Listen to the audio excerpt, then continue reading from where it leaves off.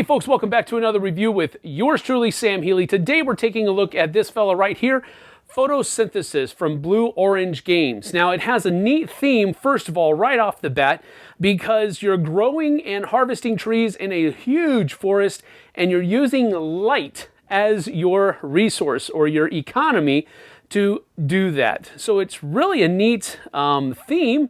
Let's take a look at how it plays and then we'll get to my final thoughts after that.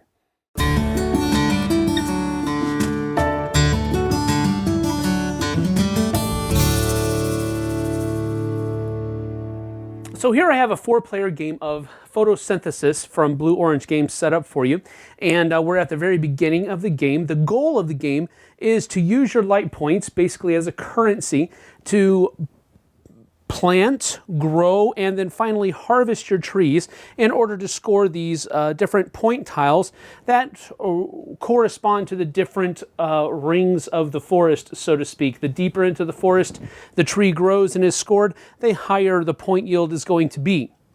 Now, each round is carried out in 2 phases. The first phase is the photosynthesis phase, where you're going to be generating your light points based upon how the sun is hitting your trees. A small tree will gain you 1 life point if the sun is hitting it. A medium-sized tree will gain you 2 life points if the sun is hitting it. And a large tree will gain you 3 life points if the sun's rays are bouncing off its leaves. And then once everybody has correctly tabulated how much light points they're going to get for that round, we go into the life cycle phase where each person, starting with the first player, will get a chance to carry out any number of actions on their turn, as long as their actions don't affect the same circle on the board or any seed or tree more than once on the board. And that continues to happen for 3 revolutions of the sun around the board. So after the first round, the sun will click over to this spot of the board, and then it'll click over here, and so forth and so on. And once it has made 3 revolutions coming back to this spot right here, this little sun spot, for the 3rd time, that will be the end of the game. All points are tabulated. Whoever has the most points wins. Now you get points based upon the tiles that you've collected here, of course, and then you'll get 1 point for every 3 light points that you have left. So during the first phase, the photosynthesis phase of each round, we look at the direction that the sun is shining onto the board. And every tree that is being hit by sunlight is able to generate light points for their player. So for example, in this setup here, every tree that's out there is going to be generating a light point because they aren't in the shadow of any other tree.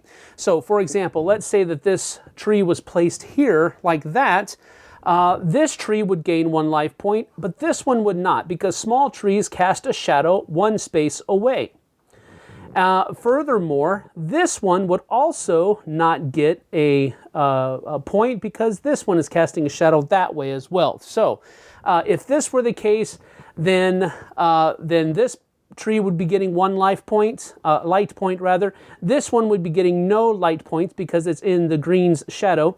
But then because this one is only casting a shadow this far, this one would also be able to gain a light point because it is not in anybody else's shadow.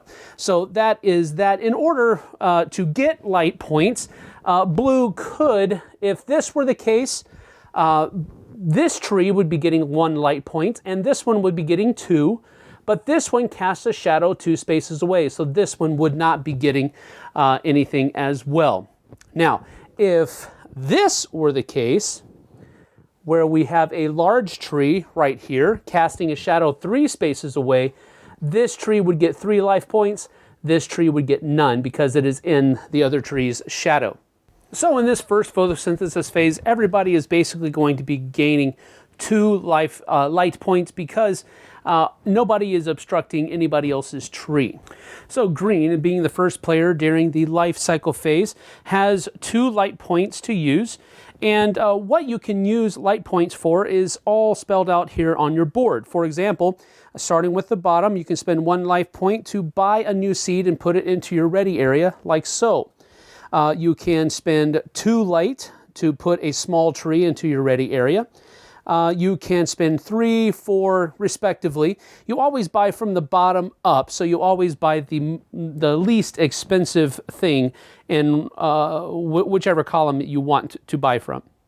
You can also spend light points to grow a seed into a tree, a small tree, or you can small tree into a medium tree, and so forth and so on, spending 1, 2, 3, 4 light points respectively. Or you can spend 1 light point to take a seed and place it away, a number of spaces away from your tree based upon what size tree it is. So if it's a small tree, you can place a seed 1 space away. So I could go here or here, or here, here, or here because of my trees here. Now, if I had a medium-sized tree out here like this, and I've spent a light point, I could go 2 away. So I could go all the way out here, or here, or here, and so forth and so on. And then finally, the last thing you can do in the life cycle phase as far as actions is concerned is collecting or harvesting your trees. And that happens when you have a full-grown tree somewhere out on the board. You pay 4 light points, and then you get to score whichever point tile you are in. So for example, here I am in the 3-leaf ring, so I would take and score 19 points, flip it over, and now that is mine. Removing this from the board and placing it back onto my player board. So on my first life cycle phase, I'm going to first of all pay 1 life point and put a seed right here so that I can possibly grow it later on. And then I'm also going to pay another seed light point to buy a seed and place it here. The reason I want to do that is because I want to keep as many resources available to me throughout the course of the game. If you ever return something off the board, if there isn't a space on your player board to place it, then it is out of the game entirely. So you kind of want to play a tightrope here of making sure that you have spaces on your player board to receive things when you grow on the board. So at the end of the first round, everybody else has taken their turns, and the first player token gets passed over here. The sun shifts to its location over here, and then yellow gets the first go. But we go through the photosynthesis phase first, and everybody generates points equal to the trees that are out there. So green is going to be getting 2 light points for their 2 trees that are out there.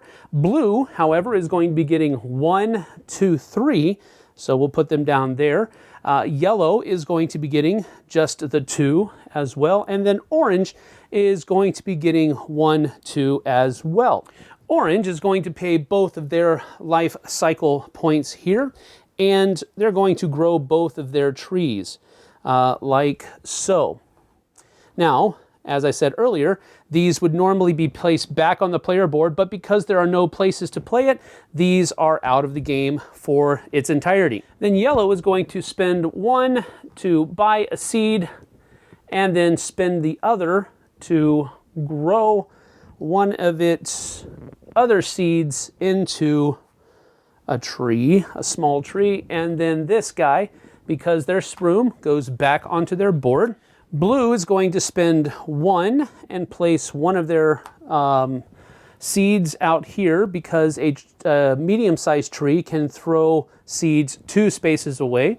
And he's going to use 1 more to buy a seed to replace the one that he just put out there. And he's going to save the other one until the next turn. And now finally green is going to spend 1 life point to change that guy into a small tree. This goes back onto my board because I have the space for it. And then we're going to save our last light point for a future round. And so at the end of that life cycle, the sun will rotate to its next position. Player token gets passed to the yellow player, and we continue. And that's how the game basically continues for, like I said earlier, 3 sun revolutions around the board completely.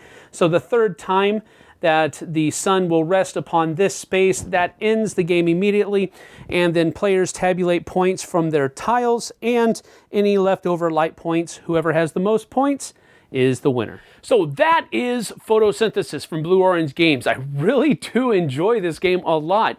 The first thing that grabbed me was the theme. I'm always on the lookout for interesting new themes that really haven't been done that much in the past.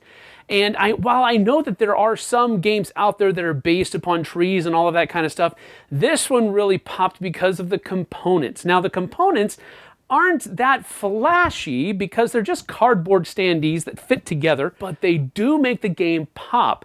This is one of those games that people are going to be drawn to just because of its table presence more than anything else. And then once you get past that, you'll see that there's actually a pretty neat and interesting game there as well. So let's get to talking about that, the game itself. Now, the game itself really, to me, kind of feels like an abstract strategy game. Z said this when we were playing it just the other day. He said, it's an abstract strategy game with an economy. So that's pretty much what it is.